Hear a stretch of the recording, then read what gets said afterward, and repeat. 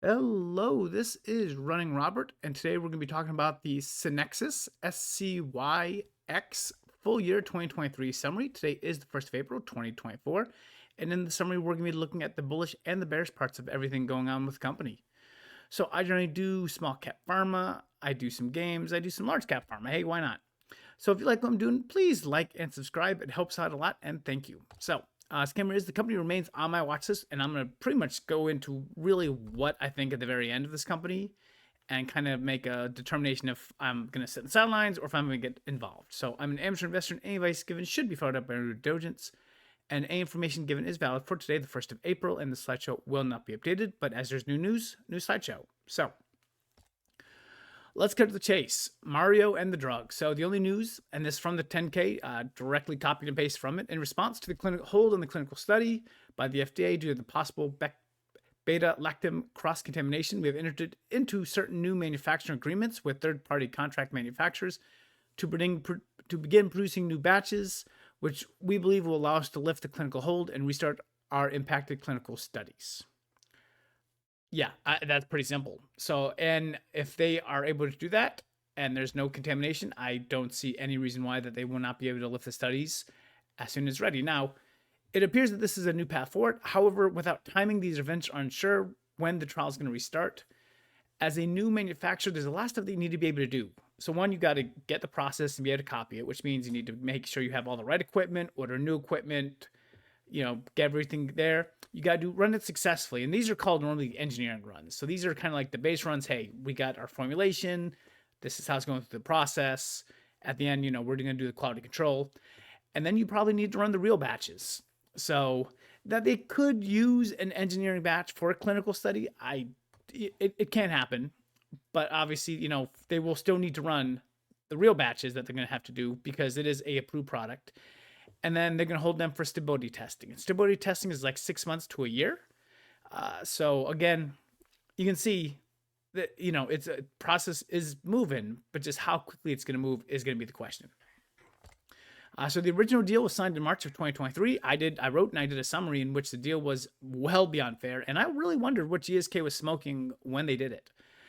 However, all that positivity came to a halt in September of 2023 as all activities were halted based on the potential contamination.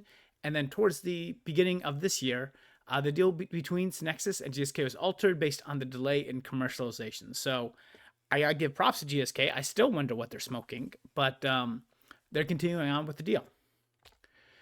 Let's just go over the rest of the information just so we can get it done with. So the company still holds around 98 million at the end of the year. The company's full year income was 67 million. This is because of the deal. We're not going to worry about that. The company's operating expenses for 2023 were 67 million. So this is expected to change a lot because at the beginning of the year they were selling products. So that's going to be a lot more people part of the deal. Whereas then, of course, we got clinical hold and when you restart the program. So I have no idea what the expenses are going to be. I have a thought process, but not a full rationale of everything that's going on. The company does expect a $10 million milestone in the first half of 2024. That's expected. They don't see any problems with it. And looking at what it is, should be pretty simple.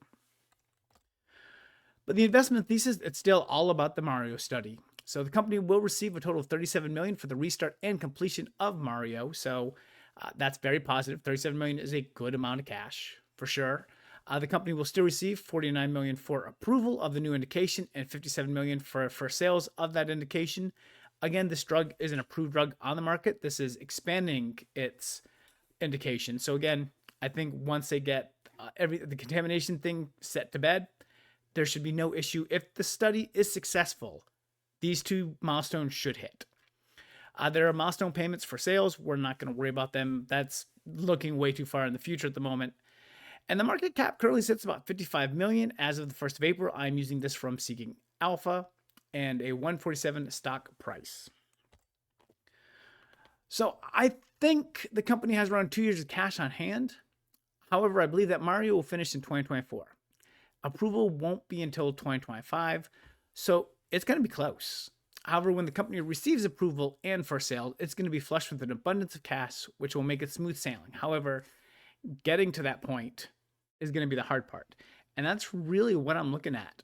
Like, they will restart the study and they will be getting it going. If it's successful, again, we're opening up over 100 million in revenue just for that, without looking at sales or anything like that. The problem is the company has to get there. So I'd be curious to see when they are able to restart their program, how long it will take to finish the Mario study, if it's successful, and then approval from there. So, like I said, it looks positive, but there's definitely some negative underlying currents that you have to watch out for. And I'm talking about the company needs to do a stock dilution, and a significant one at that point, to try to get there, which of course would definitely not help, but then could be positive at the end. So a lot of things to think about, but I hope this helped you with the basic information so that you can make a smart investment decision, or stay away from it if that's what you feel like. So thank you very much for watching and listening, and I hope you have a wonderful day.